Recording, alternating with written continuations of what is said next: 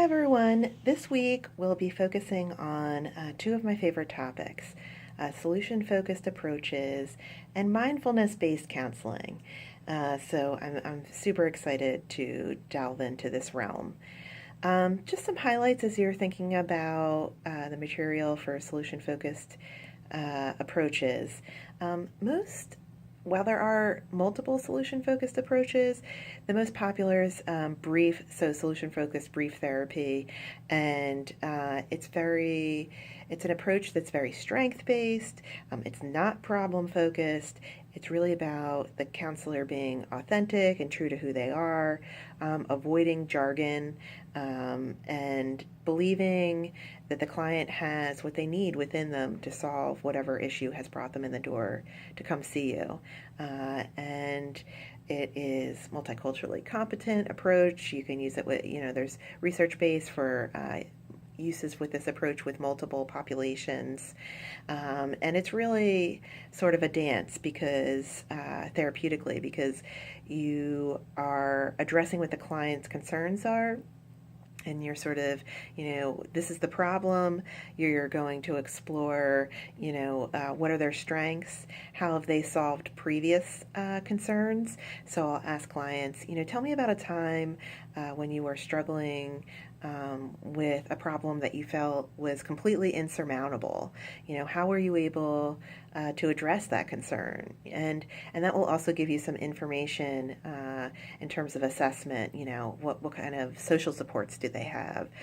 How do they view their self-concept, their self-esteem? So it gives you some insight into the way that they think as well. So it's a strength-based approach, and it's quick, obviously, solution-focused, brief therapy. It's brief and very popular in schools.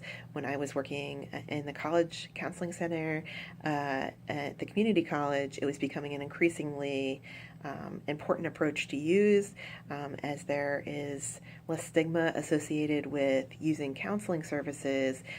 They are being utilized a lot, and college counselors are very overwhelmed, and in response to that, unfortunately, rather than adding resources, most institutions are just limiting our sessions.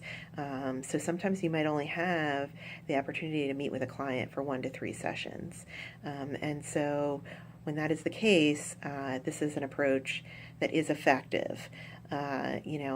Often one of the criticisms is that, it deals with the immediate problem and not sort of the basis for where the problem came from. And there is some research to support that.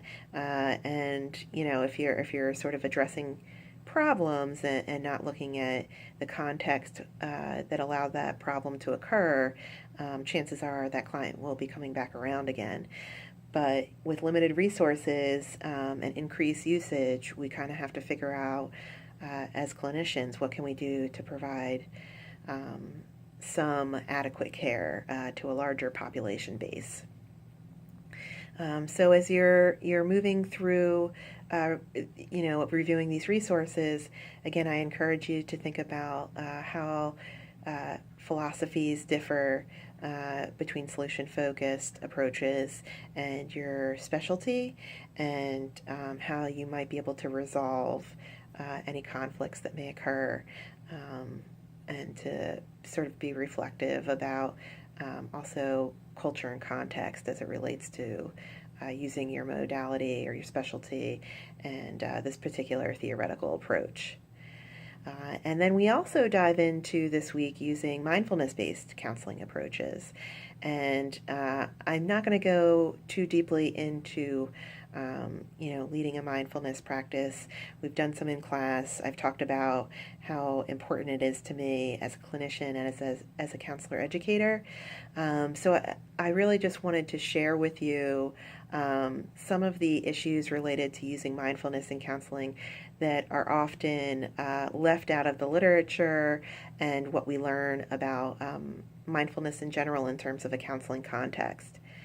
And the first being that, mindfulness practices do have an origin in Buddhist philosophy, and a lot of that's been stripped, and so there is some conversation in the mindfulness community about cultural appropriation and sort of looking at the context of mindfulness practices outside of their cultural paradigm, and what does that mean?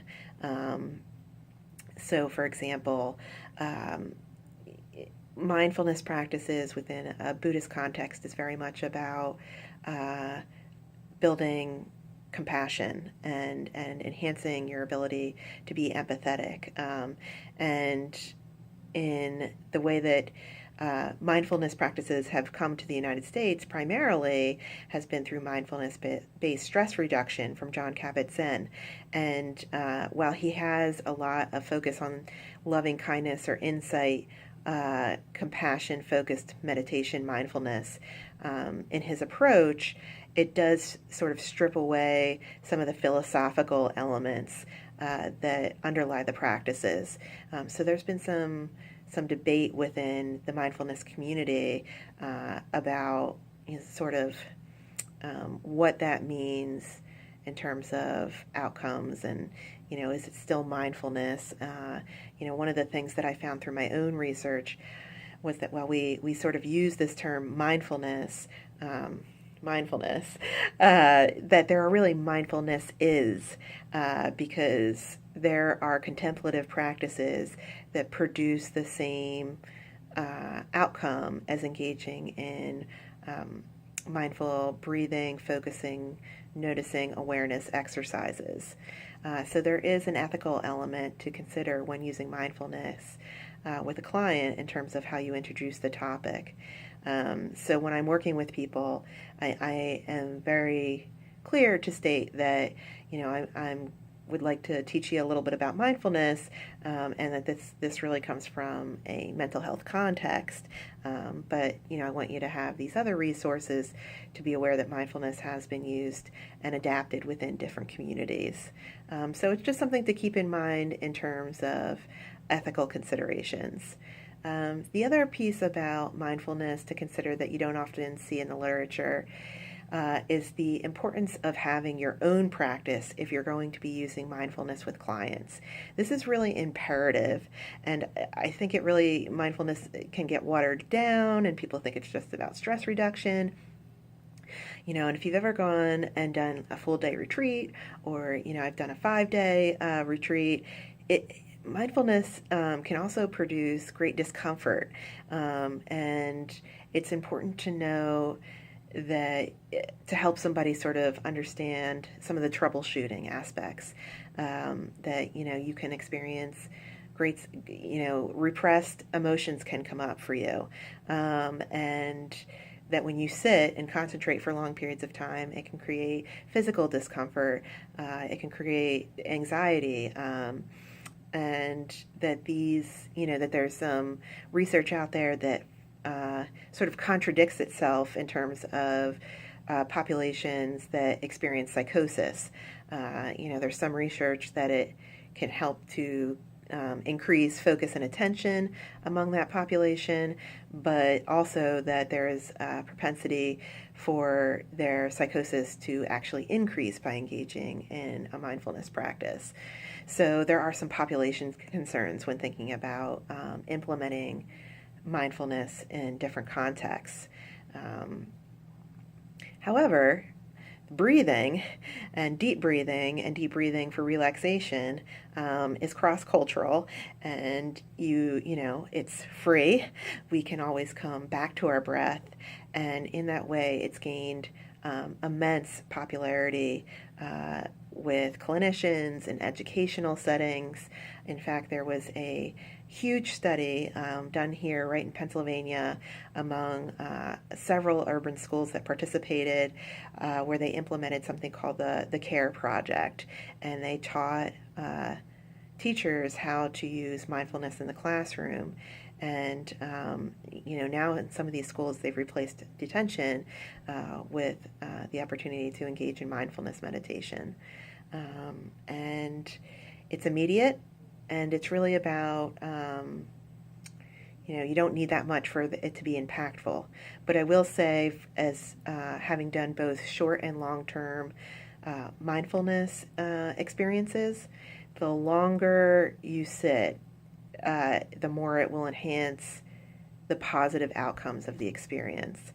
That's why when you do something like mindfulness-based stress reduction, they ask you to sit for 45 minutes a day. You can get positive outcomes from 5 minutes a day, but you get an even greater degree of stress reduction and many of the physiological positive outcomes, psychosocial as well, that come from engaging in a mindfulness practice when it's for longer periods of time. So these are just some ethical considerations to think about as you decide whether to incorporate mindfulness into your practice or not. I highly encourage you to think about it. When I looked at the literature base for the creative art therapies, all three specialties are really sort of, their literature base are blowing up with mindfulness-based interactions and sort of programs that people are using and integrating mindfulness with creative art therapies. I think in my own experience as a counselor, I'll have people sort of draw the quality of their breath and use that as a way to explore their lived experience, so what's going on for them in the here and now. And it also serves as documentation for us to sort of look at their own self-awareness and their ability to kind of de-stress over a period of several weeks. So as you're moving through this material, mindfulness can be a one and done. So I thought it really fits well and could integrate well with a solution-focused approach. But it's one of those things that can really fit into multiple paradigms. So I encourage you, again, philosophically, how does this fit or not fit with your specialty, sort of the historical assumptions? What is your comfort level? You are sitting in silence and you're breathing with another person for long periods of time, and that can sometimes feel a little awkward. And what would you need to feel comfortable to sort of engage in that and develop that holding space? And in what ways can your specialty really embody the process of mindfulness? I think there are a lot of different ways that dance, music, and art all help us to be present in the here and now. So I look forward to our application-based class. And this week, I think it's up to you whether you begin with the readings or the videos. They really support each other. I look forward to seeing you for our application class.